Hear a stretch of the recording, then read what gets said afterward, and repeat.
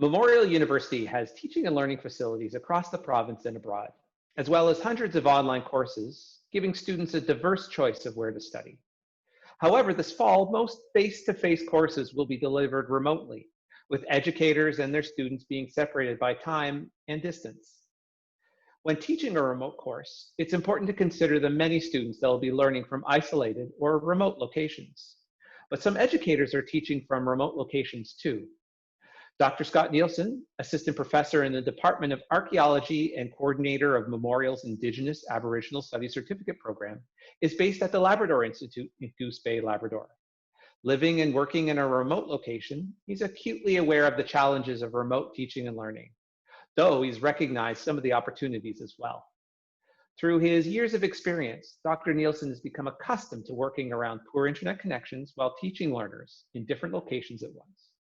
But one of the most important elements of success he's encountered is using online tools to communicate and connect with his students.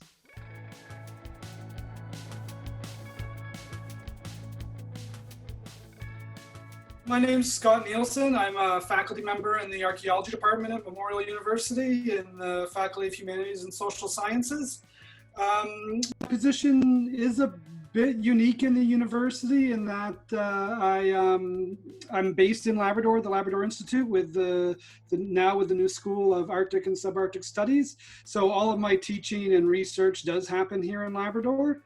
I teach mostly archaeology classes, so I am also the coordinator for the Indigenous Studies Certificate. So one of the classes I teach is an online course, which is through archaeology, but is a requirement for that program, and that's critical reading and writing in Indigenous studies. That course is delivered completely through online. And then I also teach general archaeology courses that are taught in the classroom, but have remote connections to St. John's and Grenfell campus. And then also I teach field school courses. So I guess I teach a combination of in kind of the three major settings of university courses, where I do teach online. I do teach in the classroom, but with remote connections. But then I also teach hand-on courses, which are much more based in hand-on skills than they are kind of in technology and that sort of thing. So my experience in teaching is a bit different than most faculty members, and in some ways I was probably better prepared when the pandemic hit than most faculty members. And that's because I've been teaching this way, both a combination of remote instruction and online instruction for about the last 5 years. I guess in addition to that, the other courses I teach, which is kind of the more unique aspect of my teaching, I think, is that I will have students in the classroom with me in Goose Bay at the Labrador Institute. But because we don't always have a huge cohort of students here, I do also connect to the Grenfell campus and the St. John's campus for simultaneous video. So where I am based in Labrador, I live in Northwest River, where we have, we're not connected to fiber op. So we do have limited bandwidth. And so that's something I keep in mind when I'm preparing classes. It's easy for me to remember that not all students are based on campus, because I'm not based on campus. And within that not all students have the same technology available at home, and also the same access to the internet, which is, I think, very important to keep in mind right now. I guess as an instructor, another key thing I would mention for people to keep in mind, both students and faculty members, I guess, is the emphasis on communications. And I've always used the discussion posts in terms of my online classes for replacing that type of conversation that I would have with students in the classroom. But one thing I've realized more recently, I think I was thinking about it before the pandemic, but the pandemic got me thinking about it more, is to actually incorporate the discussion posts into my live classes as well. Something I knew before is that not all students are comfortable speaking in front of other students in the classroom. So all of us who are university instructors know this, that there are some students who are more than forthcoming in the classroom setting and like to answer questions and speak out loud. And then there are other students who don't like to answer questions and who don't like to speak out loud, although they may have very valuable contributions to make. So I find the discussion posts actually are a way of kind of leveling that playing field now for the live classroom setting, where we can talk about things in class, so I can ask questions and that sort of thing. But then I can also follow up on that in the discussion posts after the class to give students who are not comfortable for whatever reason, or maybe they don't have a mic at home or something like that.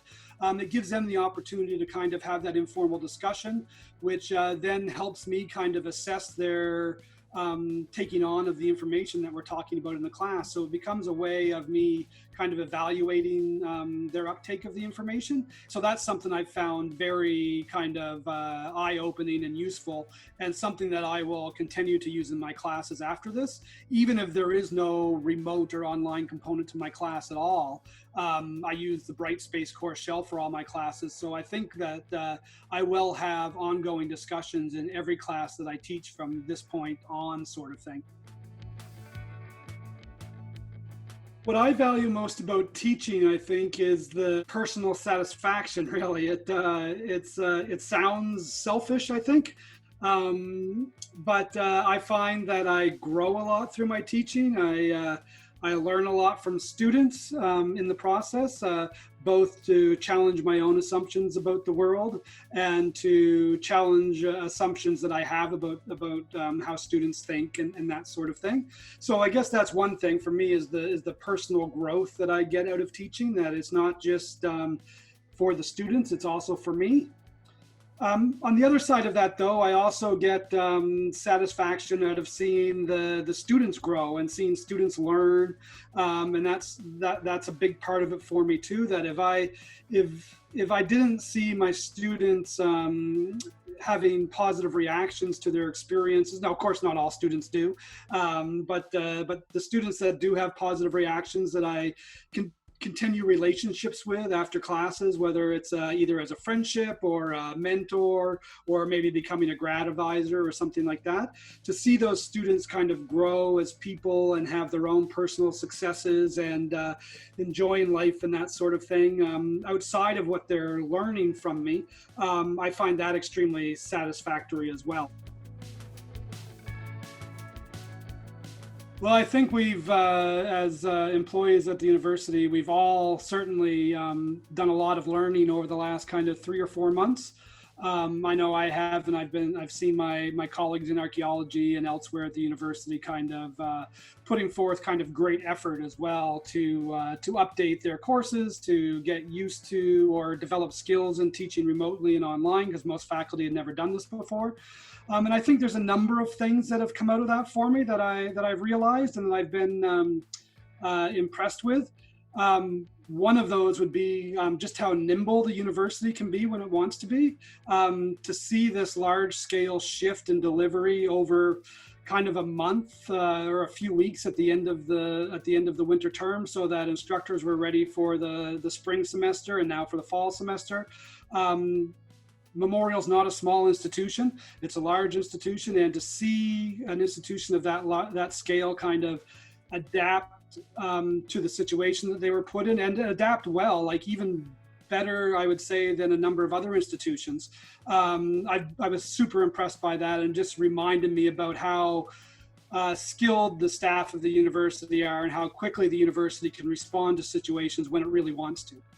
I guess another thing that I've been impressed with from the university is kind of the consideration that it's made for Labrador in terms of the response to the pandemic, both in terms of very quickly limiting travel and research and that sort of thing in Labrador. So they've recognized that Labrador is a unique place within the province and has some unique situations that can't be dealt with kind of in an ad hoc or a way, or in kind of a pan university way, that there has to be some kind of different approach to things in Labrador.